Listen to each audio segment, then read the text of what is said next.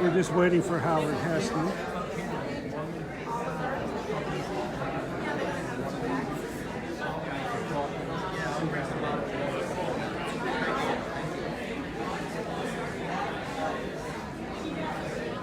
I saw them.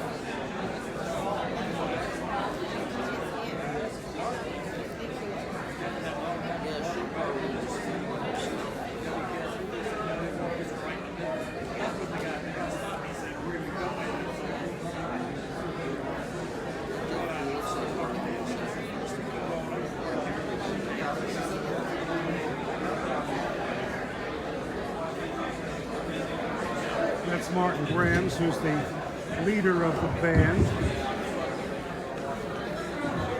Good afternoon. Mr. Hesseman's coming up. Miss Smithers is already here. We're going to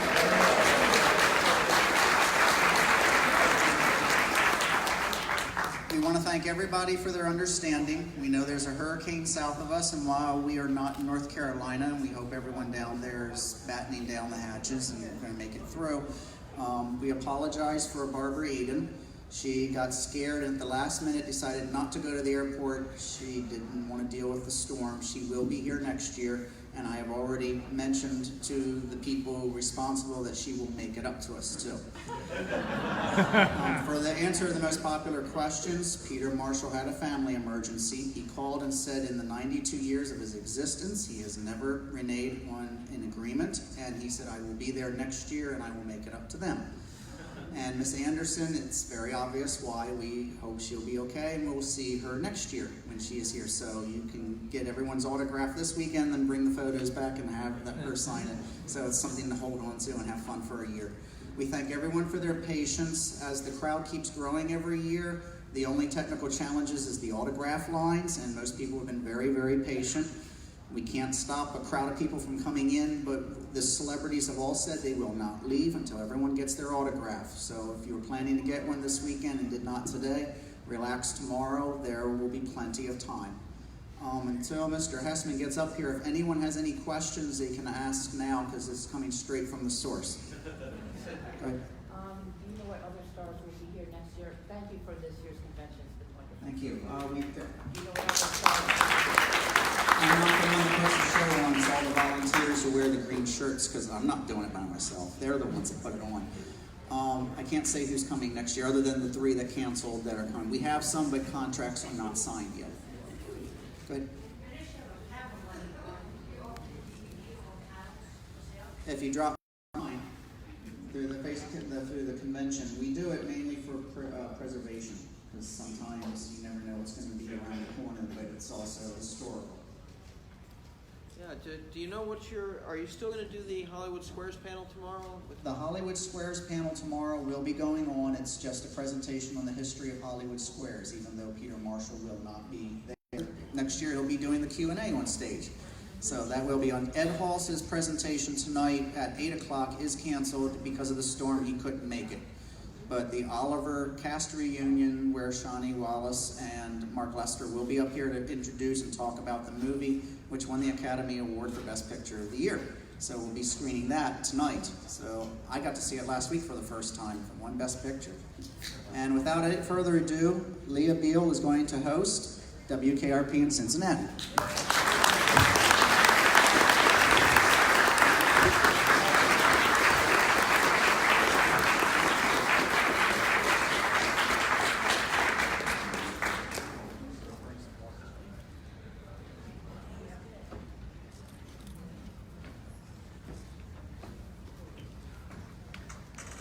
Welcome to Cincinnati, ladies and gentlemen.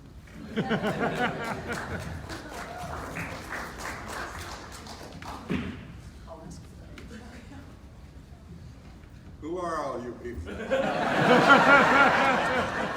already off to a great start. At least we're friendly. Back. Phone, please.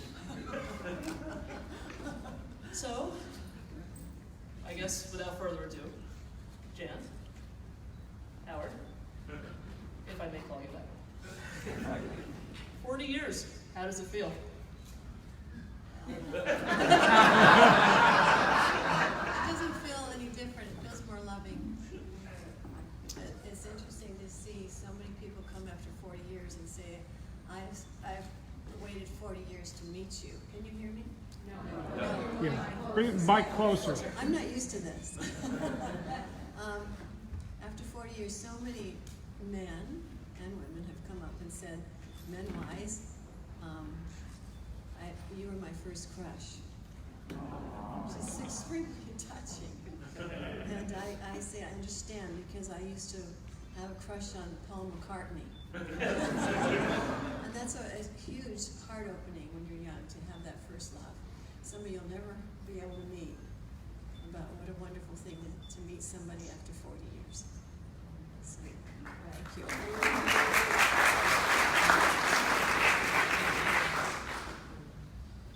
At 78, I can't remember how anything feels.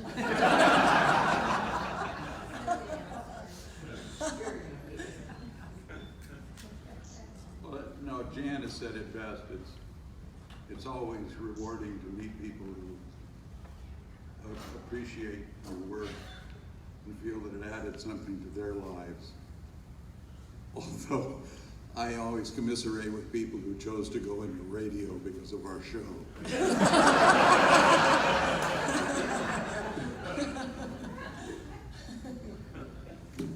So let's go back to the beginning a little. How did you get cast for the show?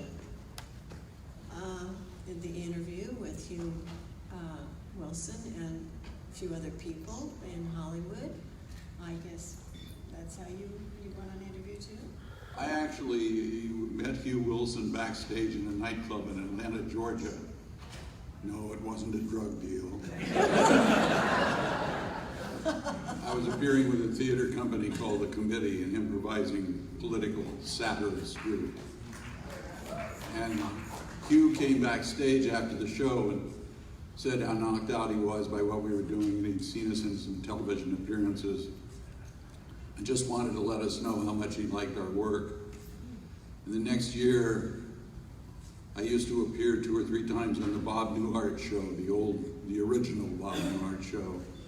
And there was Hugh Wilson, who was interning as a producer. And the next year, he was writing for Tony Randall's show for MTM.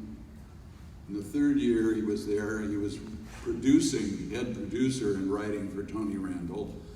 And Hugh's 4th year in Hollywood saw him sell a pilot for WKRP, through which he guided us with a very strong and warm hand for 4 years. And Hugh just passed away last month. He was a wonderful man. Do you have any particular memories of Hugh you'd like to share?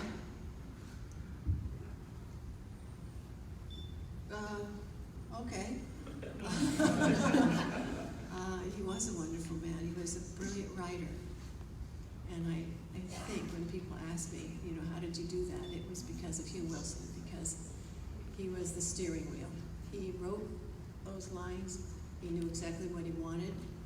And oftentimes he would come down, and if it wasn't working the way he'd like it because he had a vision of what he wanted to say and what it meant in a comedic way, he would re-guide you. Oftentimes he'd come to me and go, Jan, can you, this is what I really mean, because I would miss it, and it has to be this way, it means this, and I would suddenly, he was so good at explaining and get it. And I think that was probably my greatest guiding experience with him, because he taught me a lot. Thank you, secret water bearer.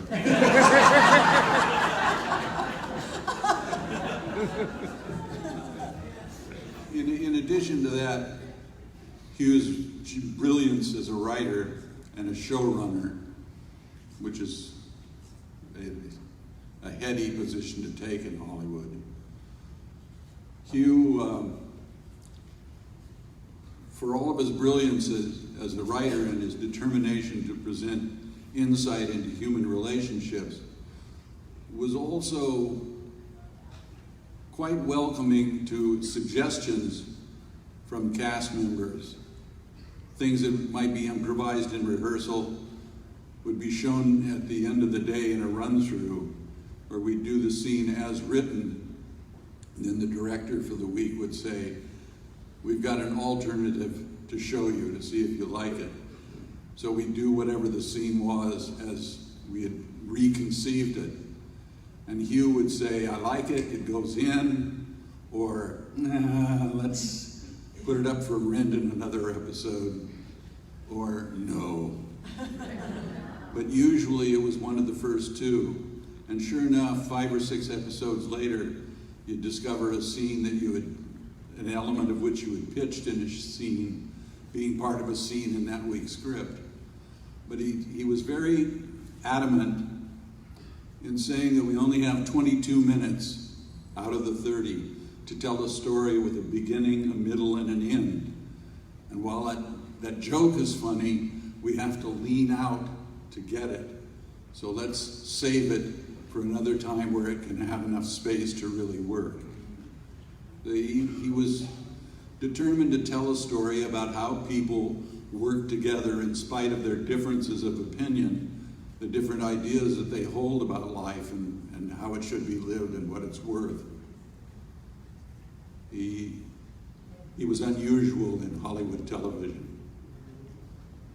He was. In fact, in the casting part, all of us are completely different types of people with different interests. And I thought when we first were together that none of us would ever get to know each other otherwise, because we come from different aspects in our life of what we like and what we don't like, and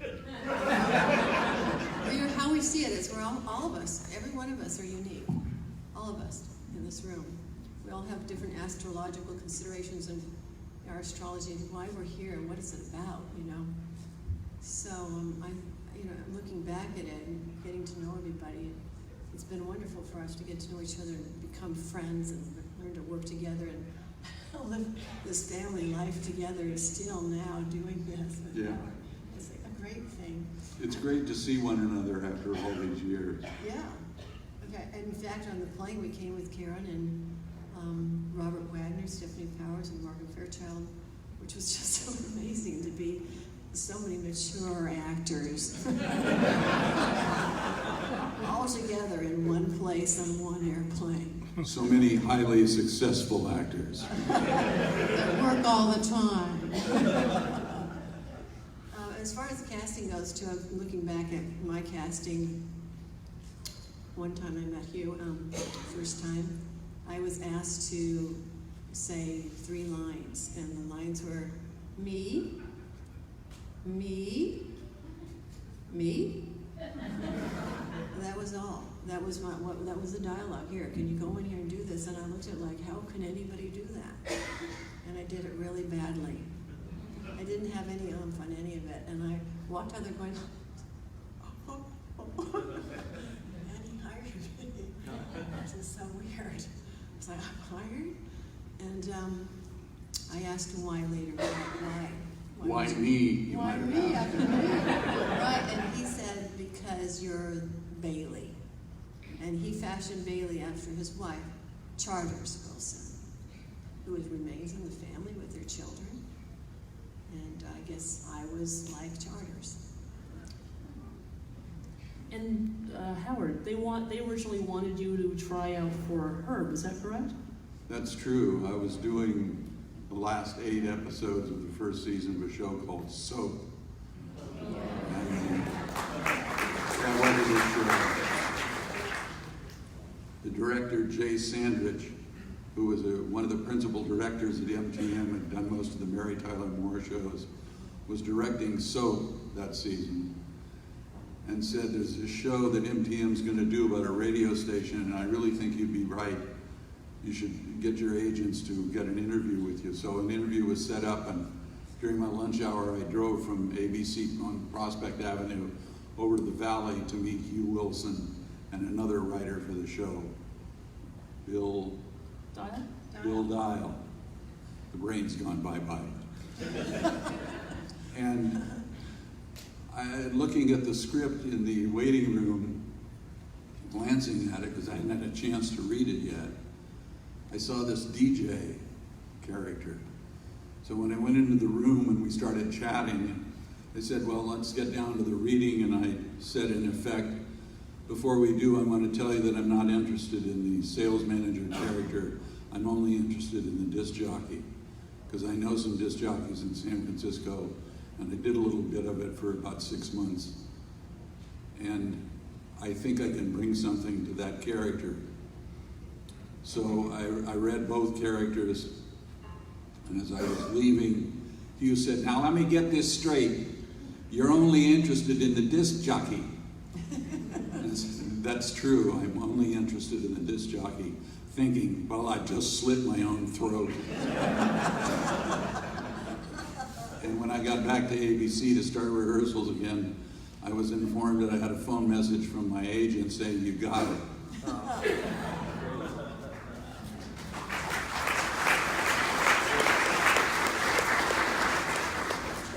Now, one of the more important portions of the pilot is when they change over from, Soft listening. yes, with Johnny's bombastic switch change into Queen of the Forest. I read recently that you wrote the format change speech with Jack Riley a couple of years Yeah, ago. the late Jack Riley was Mr. Carlin. Elliot Carlin. I'm not hearing anything. No, Elliot Carlin on the Bob Newhart show. Mr. Carlin? Mr. Carlin on... Yes, that's right. Yeah, you're all right, I forgot. Jack and I sat down about a day before we shot the pilot, and I said, I got to come up with some kind of mind-warping personality manifestation here. Jack was the guy to go to for that. So we wrote it. I don't remember it. I don't remember most of those 94 episodes. But it seemed to work. And it was hats off to Hugh Wilson. When I did it in rehearsal, he said, "Yeah, that's it, keep that." I loved it about the guy is that he knew what he was looking for, and he didn't care where it came from. If the sound man up in the fly gallery said, "What if you did this?" He'd buy the idea, at least to look at. He was open to suggestion, which is a creative plus, in my book anyway. He did one added thing throughout the 4 years. He would take each and every one of us separately out to a bar or to a restaurant to discuss our lives and find more about us personally to add to the characters. I never knew about that.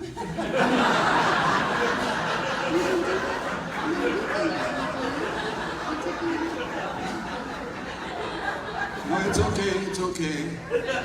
I'll be all right.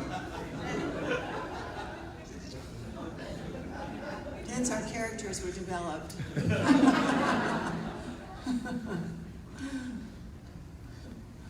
Sorry, I'm just so in awe.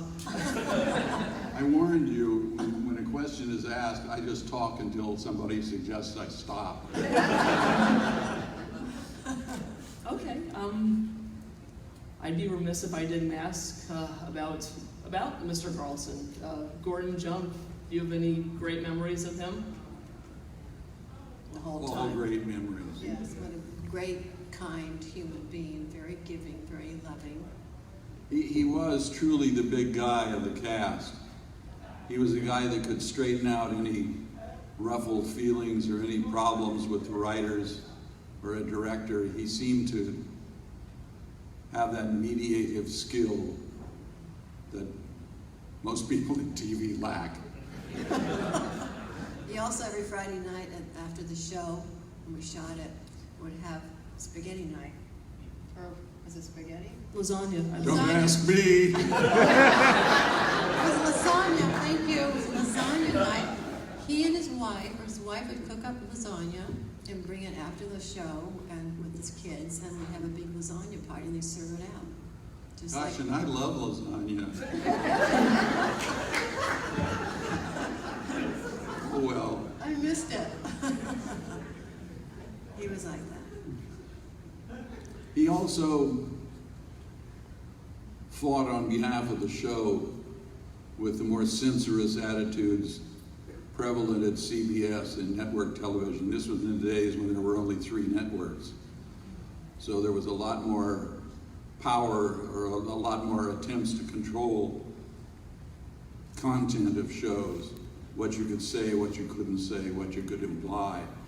And Hugh always wanted to push the envelope, to investigate, in my view, to investigate a little more realistically, but in a comedic form, how people interact and what the results of differences of opinion can lead to when you cooperate rather than compete.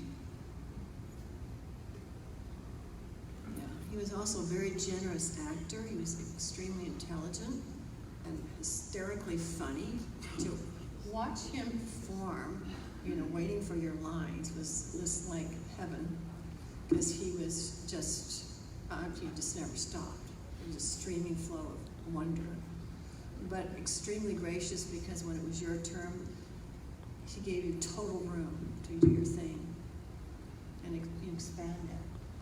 I was remarked to someone this afternoon that one of the things I remember about WKRP in that 4 years, out of all the years that I've done situation comedy work in Hollywood, it was the only work environment in which the writers themselves did not make a point of laughing at their own jokes in run-through. You did what you agreed was the scene, and their laughter that came back was genuine. Either a joke worked, or it didn't work that well, or it didn't work. And when you're rehearsing comedy, and you have a wall of people who have an investment in what you're doing and that they wrote it, and they're laughing mindlessly at everything they wrote to prove that it was funny, doesn't make it any funnier. There was a genuine response from Hugh and the writers that he had chosen, that he had handpicked to create the scripts.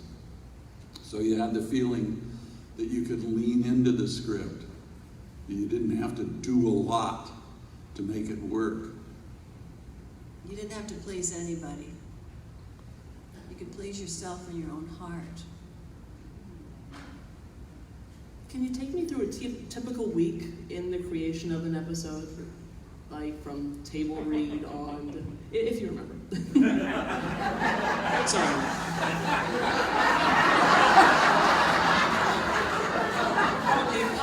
The first day was in the green room. We were given our script. After the Friday night show, we got the next script for the following Monday. We had the weekend to learn that script, which never remained the same ever. And Monday morning, we were in the green room and we read through what we thought might be that particular character's job. What small portions of it might still exist by the end of the week. After about a year, we figured that it wasn't going to stick. But that was the beauty of the show. It was changing constantly. And the second day, it started to go on its feet, meaning was it second day? First day, after the read-through in the morning, you worked on Act 1 until the end of the day, around 5 o'clock. The next day, you'd work on Act 2 in the morning, and Act 1 rewrites in the afternoon. And at the end of the day, you do Act 1 and Act 2 for Hugh and the other writers. I didn't remember that. I was told. And then eventually, during the week, we would get it on its feet. It's a term that's used, it's put it on its feet. So we were on the stage in the different various scene rooms and working it out, and it was always a lot of fun. Wednesdays, you worked on Acts 1 and 2 again, which had been rewritten to some degree overnight, usually by you. Thursday was camera blocking day, where the dance of the 4 cameras that are shooting simultaneously was worked out. And on Friday, we'd come in around 11 in the morning, oftentimes to find a brand new Act 2. A few of these lines seem familiar from the one we've been rehearsing all week, but most of it was brand new. or whatever portion had been rewritten, and we would shoot scenes in the afternoon that offered the most problems, such as the ones that had been rewritten the night before, or the complexity of multiple camera choreography. And we'd get those in the can in the afternoon before an audience was brought in the evening, about 250 people in the bleachers. And then we would do the show in sequence. Live in front of the audience. And if certain scenes didn't work, we begged the audience indulgence and back the scene up to the point where it began not to work and do it again. Sometimes Hugh would be rewriting even as we did it the first time in front of the audience, and he could see that it wasn't working. So when we cut, he'd say, I've got an idea, we'll do this. Jan, you say this. Howard, you move over there. Let's try that. He was ready to play. Yeah, that's why we can't remember anything. Well, that's not the only reason.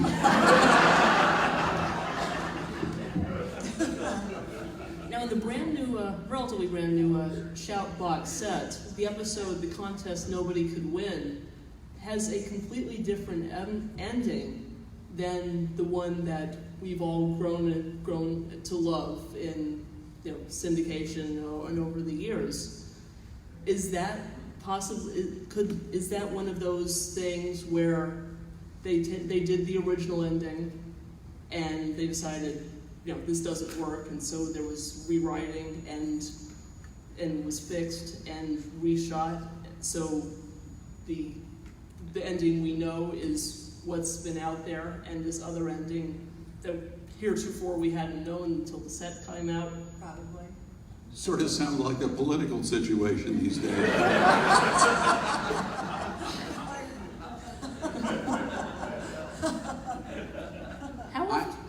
I'm to answer your question poorly.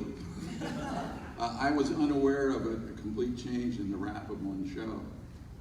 The contest that nobody could win. There's a completely different, last 3 or 4 minutes, and where the fake contest winner comes in. It's a completely different person than the one that's been in the airings since 78. Whew. Well, as many of you know, most of the reissued DVDs of the show have sound-alike music. The original music tracks have been replaced because of the cost of.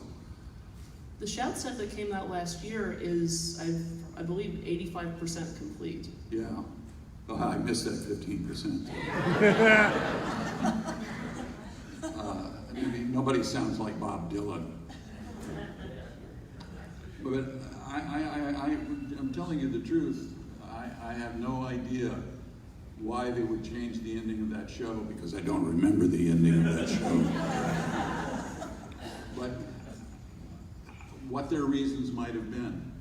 It could have been. No, I'm not going to say anything more political.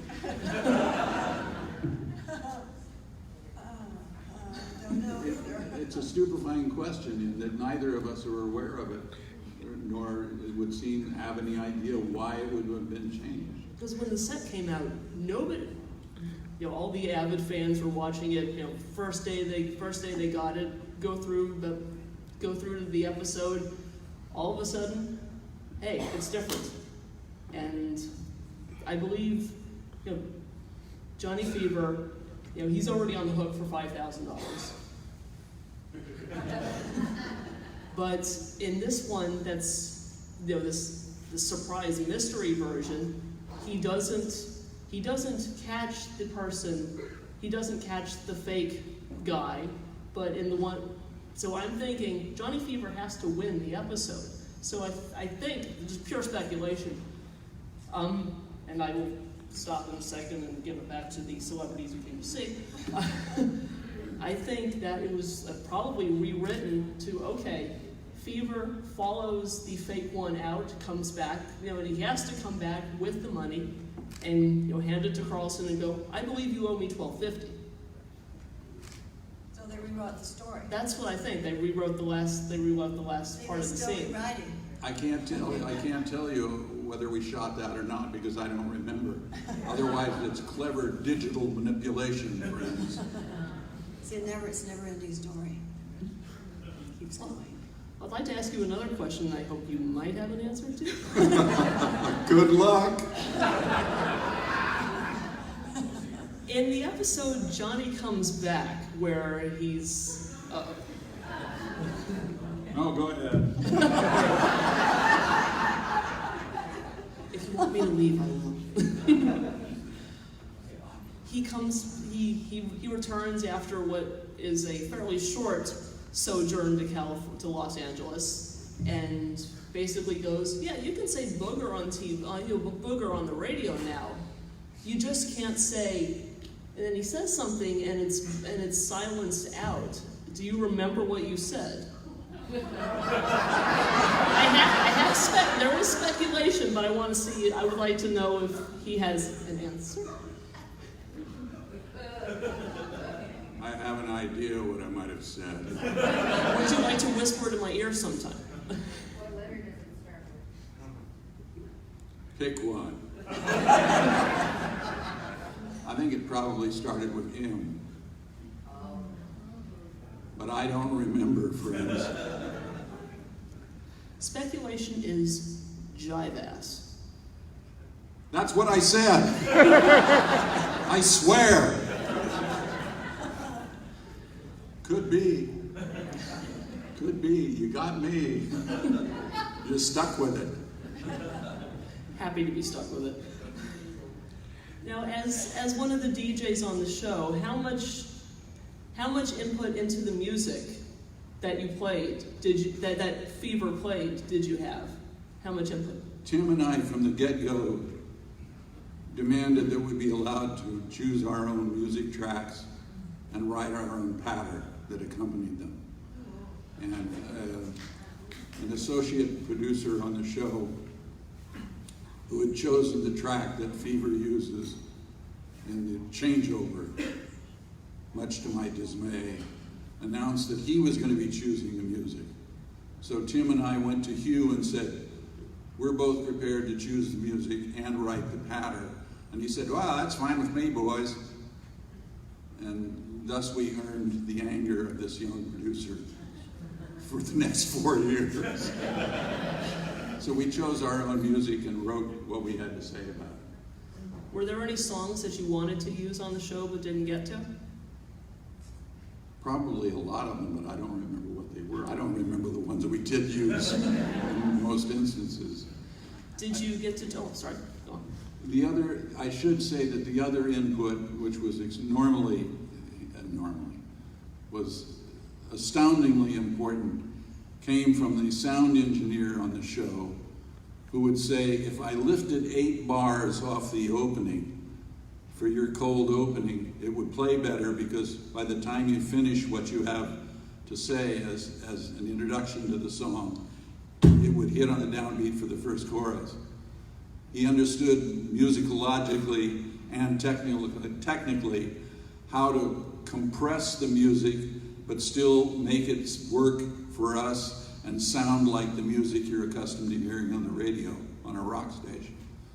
He was able to abbreviate the musical content for the purposes of saving time without destroying the idea of the musical content. And for that I was, and still am, grateful for his work. If many of you, if you look at shows that have the original content and pay particular attention to the musical cuts that are in the show, you may find that it's not quite what you were accustomed to hearing at the time, that there's something a little different about it, but it's barely noticeable. His work was so subtle. Now, did you get to choose the music for Riptide? I think I did. What did I use? I don't remember. But it was disco music? Yes, It's just as well you don't remember.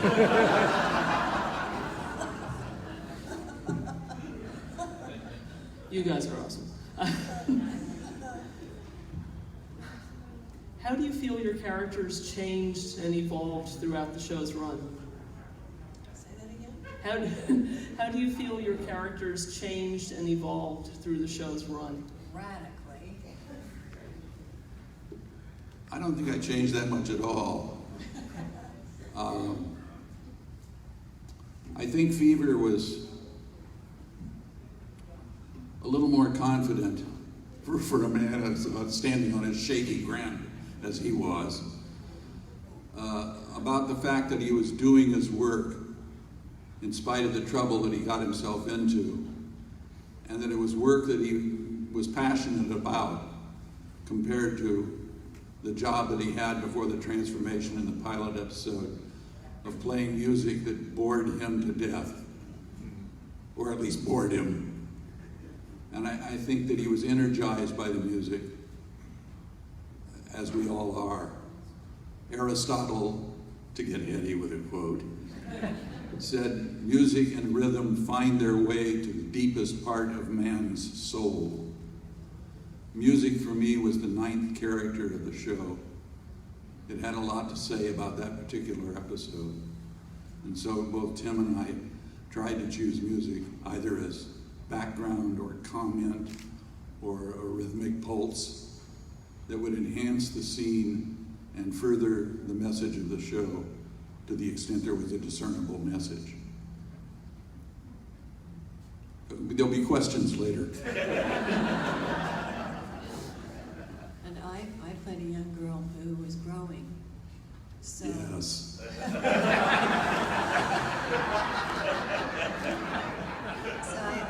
I was a young girl growing. I was the youngest person in the cast, and they let me know I was the youngest person in the cast.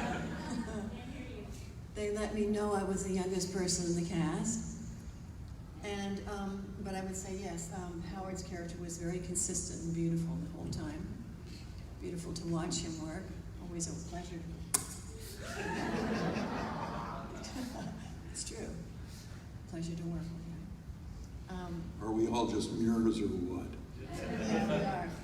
So I did grow a lot in that, and I was in the first year. I didn't have very much to do. I was not very frequent in each show until the very end, and then my role started to grow, which Hugh explained to me in the first year it wouldn't grow because the other characters had to be established.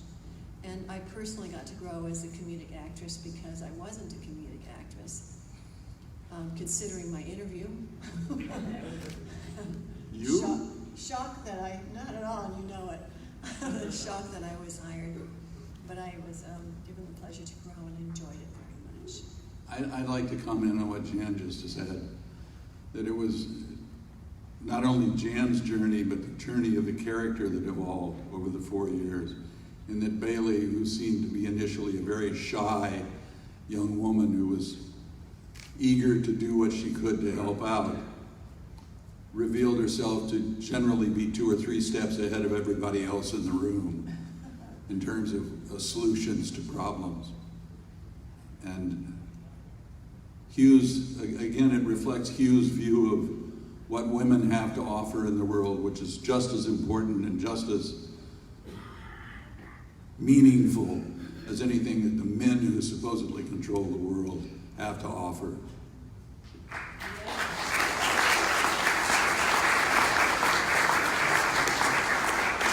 That's true, and I realized that a lot of everything's on your feet when you do a show like this. There's a constant realization that it was a success, and a constant realization that there was a responsibility here to reveal the best you could and to grow and provide. And I received a lot of fan mail from young women that touchingly said that my character helped them grow. To cry for that.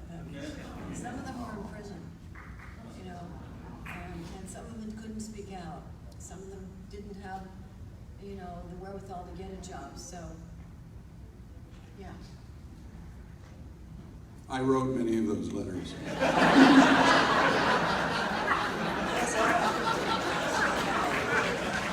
Especially about the women in prison. I once received a letter, which I've kept to this day and have framed, from a young girl, judging from the block letter printing, saying something to the effect that she watched the show every week and loved everybody at the station and could hardly wait to see the next show, and could she get a picture of the cast, and please hurry to send it, as I don't know when we're moving. And the address was a motel on a highway in Arizona. Yeah. So you realize that what you're doing affects people in ways that are unimaginable,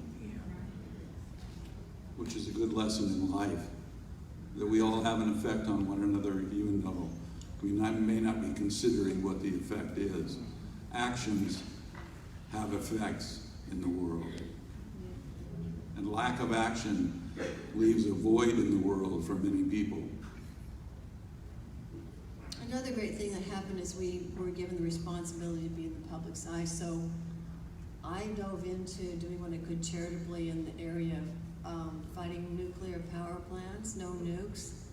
I did go to Washington. I spoke for the solar lobby and helped bring the solar lobby to California. In fact, I did bring the solar lobby to California, and I think they stayed in my house.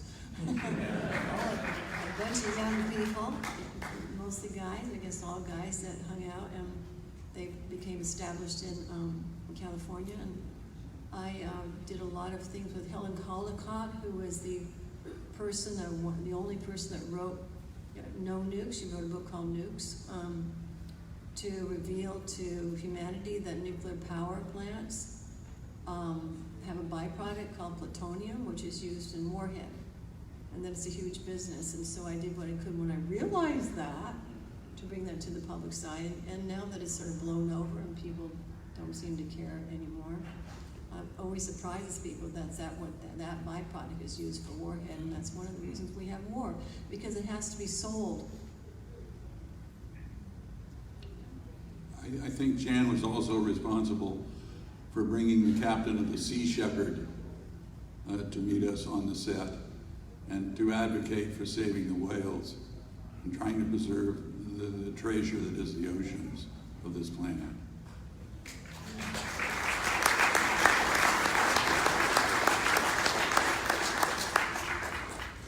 Yeah, I was on that ship too. It was fun. I got seasick. That'll help the whales. So your personal convictions, sort of, your political, brought it into bailing. I was able to dive. I love that stuff. I still do. I like to speak out. I'm really shy, generally. Basically, I am that character. I still don't like to talk. But I became a talker, and I enjoy telling the truth. If the way I see it, somebody else might find it politically wrong, or what's wrong with the nuclear power.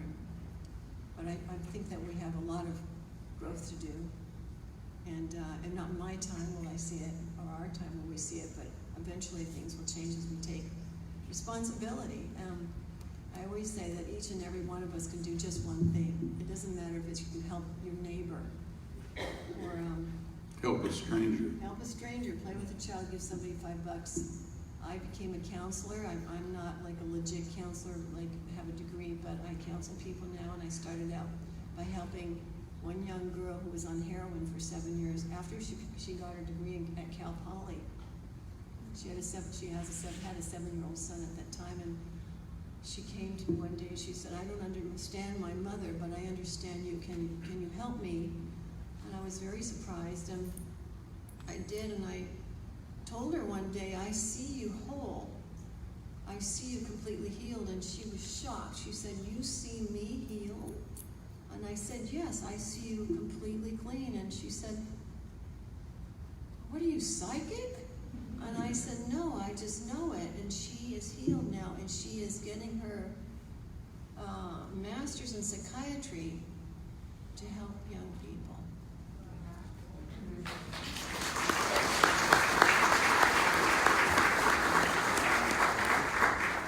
each time, and, oh, sorry. Oh, I was gonna say, so, I mean, I always do this in counseling, or if I'm talking to groups of people, so if you find just like a neighbor that needs some help, or just one thing, one little tiny thing, I know all of us feel that way, we get points, we feel better, and that's what we're here for. Nobody's gonna do it for that person. We do it for each other, we're here together, and I think that's the ultimate answer to life is love, that we have nothing else but love. There is nothing else. It doesn't matter how much money we make, who we become, where we go, up or down, it's about love, acceptance and surrender to that. What were you gonna say? I was going to say each time I see Jan at one of these events, I'm heartened by the extraordinary growth and opening of her own heart and the way it manifests itself in action in the world. I'm really proud to call her a friend.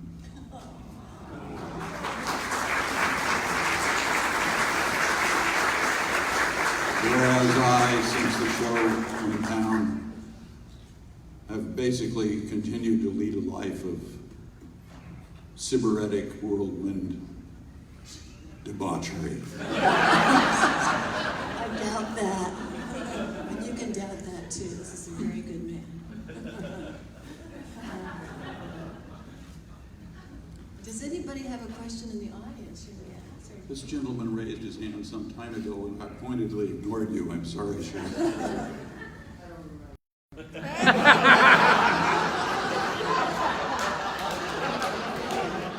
Expand on all these thoughts and feelings that you've just been talking about. How has the show affected your feelings on turkey abuse?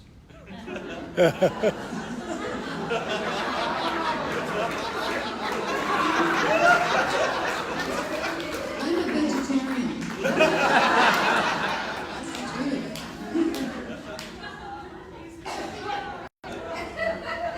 I didn't understand the question, but it's getting late for me.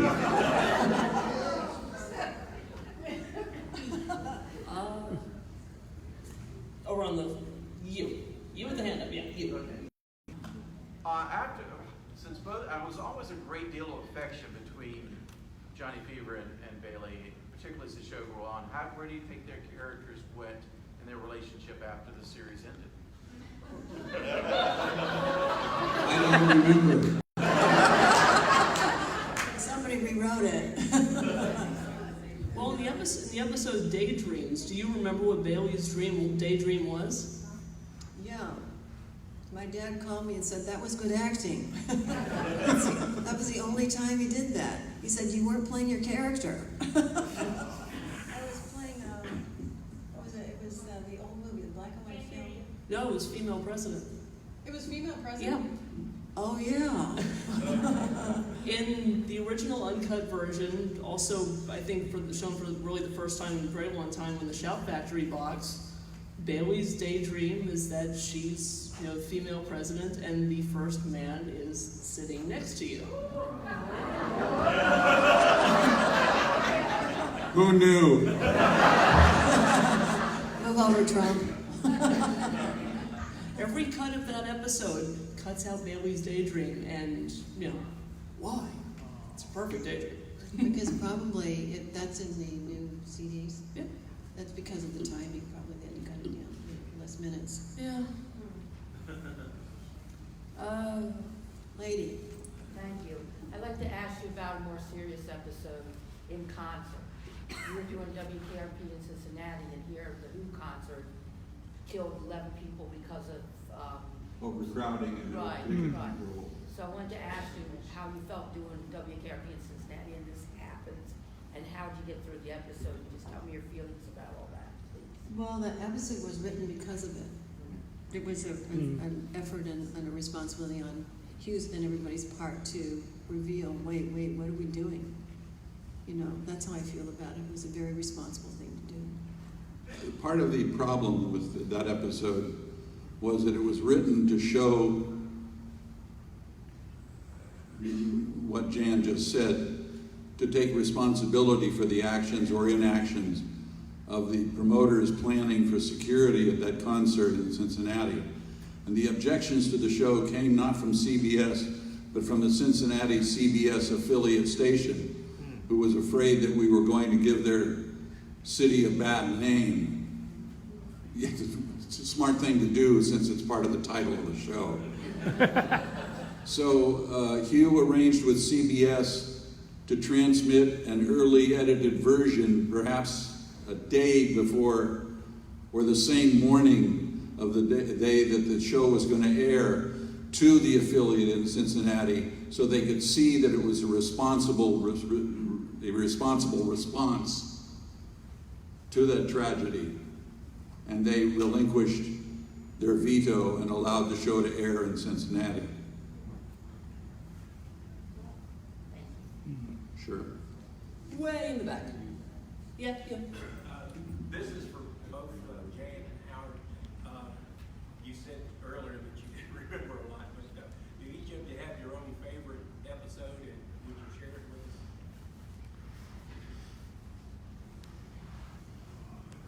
Silence is golden. I was going to say that. It's like, I don't remember. But I A favorite moment. I want to tell you something. I had so many favorite moments. I was just in so much joy when we would get that show on our feet, and learning about how to do this as well. I was always learning, and I laughed for 4 years. I seriously belly laughed for 4 years at this astounding acting, the astounding writing, this astounding incredulous realization that I was involved with all this. It was a sheer joy, so every moment. And as far as the particulars, I can't remember everything anymore. It all fades away after a while, that kind of work, and it has to. You can't keep that in your brain. You have to kind of grow up and get out of it to continue on your life. One show I remember that was the hardest show I ever did was, I had one big part one time, and I think it was about building. The Flynn building possibly getting torn down? It was about the respect for old buildings, and I had an interest in that, historic interest in buildings and architecture, and what that character did. And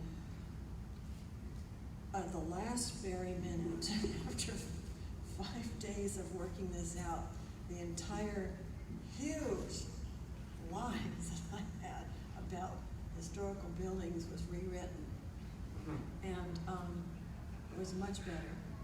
But we, on the feet in the last day, I couldn't remember any of it. It was too much. It was too heady for me. And they got a scroll, Teleprompter. One of those teleprompter, but it was actually, they didn't have a teleprompter, so they had a paper scroll. And they paper scrolled in big letters, because I had to wear glasses, and even then I was like, what does that say? Because you couldn't see, because you had to be so far away because of the cameras and the blocking and everything. We had to watch. When you blocked, you get, like, you knew exactly where you're supposed to stand because of a little bit of tape. And I had to do that live in front of the audience. And it was shocking for me to be able to deliver it, but I did. All I did was look across, and I think Gordon Jones was there, and I was explaining it to him. And he was just his shoulders to my left, and there it was. And I would just kind of go like this, and then look over and did it. And I did it perfectly. But it was written. I cheated. Are there any actors in the room? So you know what it's like to be worried about your lines before you go on. It's even more weird when your lines aren't the only ones that have changed. It's the person speaking to you is saying something you haven't heard for the last 4 days either. How much rewriting was done from when you got it at the beginning of the week? Depends on the week. Sometimes 50-60% of the show would be rewritten by Friday.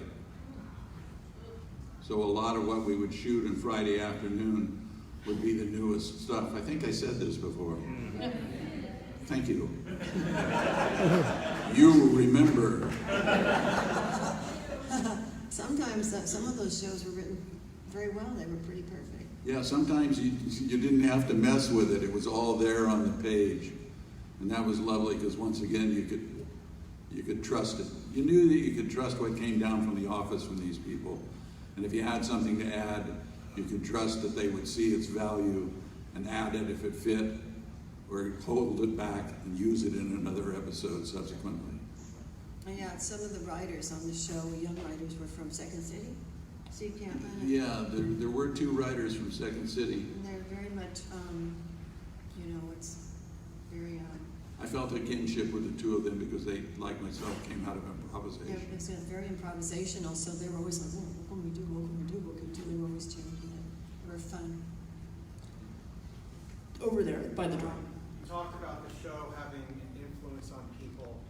WKRP debuted when I was 11, and 10 years later, when I was a junior at the University of Maryland, I took a summer job at a place called United Broadcasting, which owned about 10 radio stations.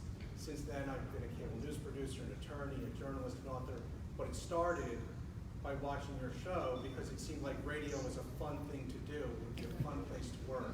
So I want to thank you for giving me a career.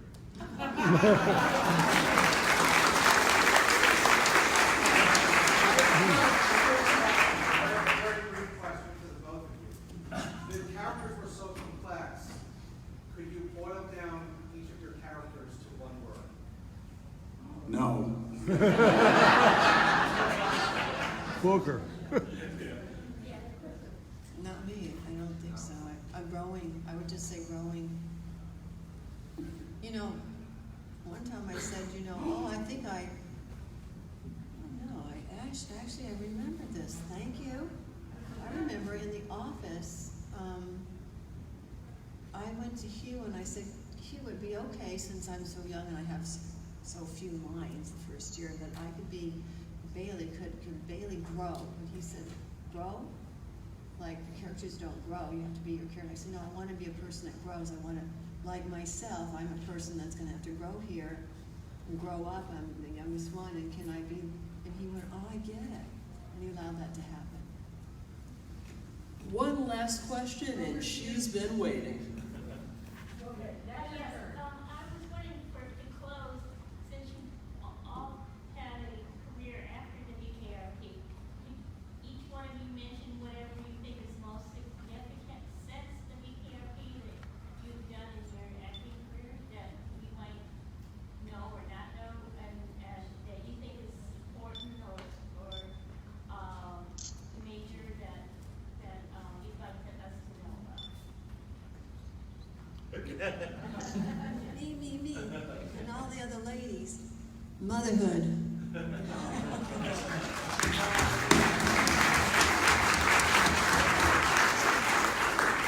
Well, leaves us guys out. All the guys too. Motherhood. Are you writing for any shows now, since you're not participating? Who are you talking Gee, to? thanks. Are you in any shows now that I'm not seeing? I don't know, I'm not you.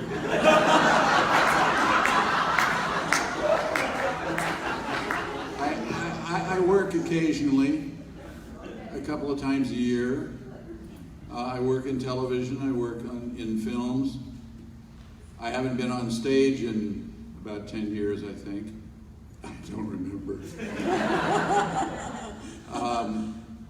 I still dig working as an actor. It's the only time that I feel home free in my life.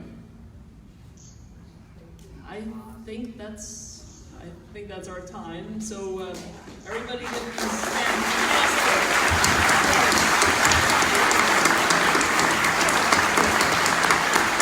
You see them, talk to them, buy their stuff. Oh, they're awesome. Get a picture of you all together. Can we have a photograph of Let's all? thank our hostess Yeah. trying to wrangle us through this. Can I have a photograph of all three? Get all three together, please. You can only try. Or you can stand up. Yeah, stand up. That way it's easy for you to say. I feel the same way, Eric. Males,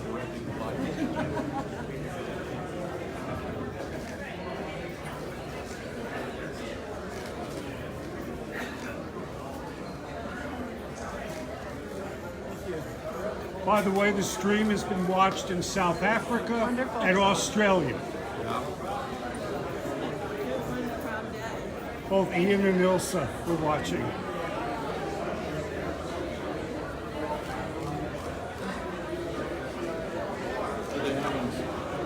Thanks. Thank both of you. I'll be around. I'll talk to you. I'll be by your tables.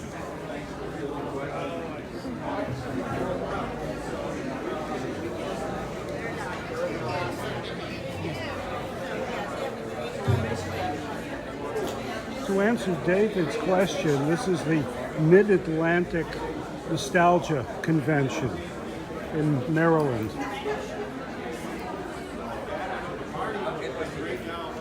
So let me also mention that originally Lonnie Anderson and Tim Reed were supposed to be here too.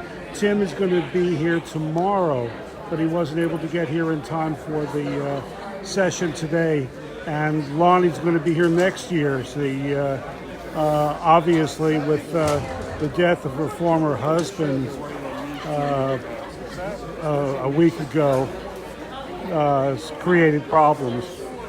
Which, you know, just being a whole bunch of fans, we're trying to piece it together ourselves. I wish I could speak in some official capacity, but I can't. No, well, I mean, they are different cuts from the shout set. So, right, yeah. You know, another rendition of the show means another set of edits, which means another. There's this syndication cut is different from this syndication cut is different from this. Well, let me tell you something that they're speeding them up this time. They're doing Time Machine on it, and it's with the music, it's just it's really irritating because you can't speed up music without knowing that the music is being sped up. On most of the shows on MeTV, I know. Other networks. Antenna TV was pretty good with the show when they had it on about 5-6 years ago. Now they were pretty good about.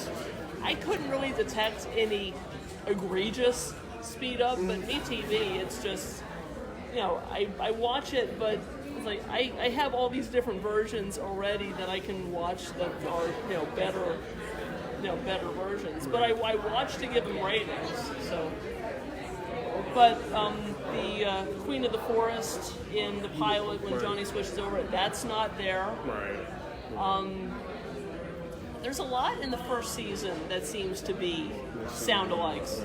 The Goodbye Stranger when Andy knocks the stuff off the desk and Baby If You Ever Wonder because he's angry about the ratings.